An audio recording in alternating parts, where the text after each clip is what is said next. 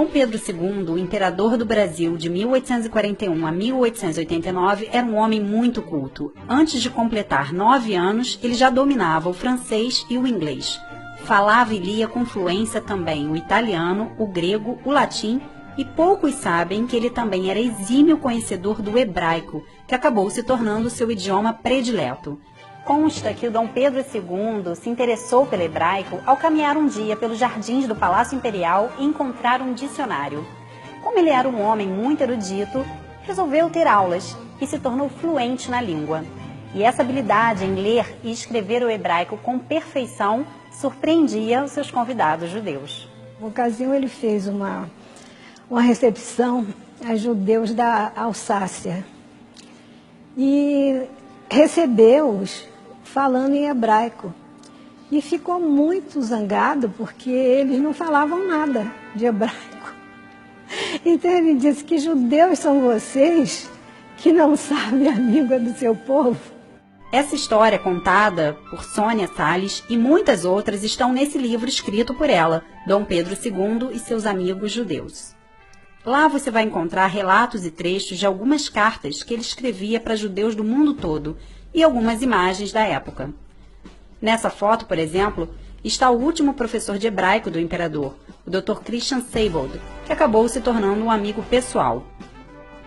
Com o conhecimento do hebraico, Dom Pedro II passou a conhecer mais o judaísmo e acabou fazendo uma viagem à Terra Santa.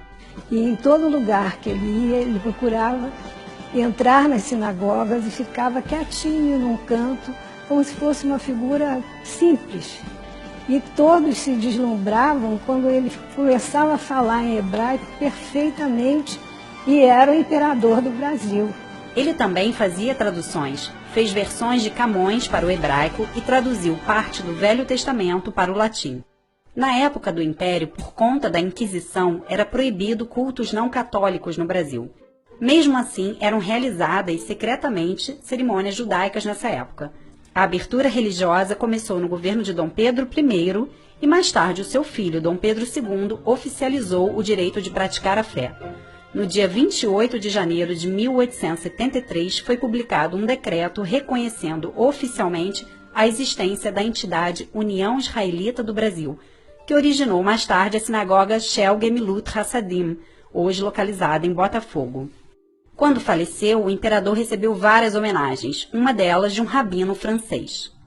Conhecedor a fundo do hebraico, era certamente mais fluente nesta língua que muitos filhos de Israel. Ele não somente amava nossa língua, mas nos amava, elogiava as virtudes de nosso povo e indignava-se com o antissemitismo. Se Dom Pedro II vivesse nos dias de hoje, ele certamente seria um grande defensor do povo judeu.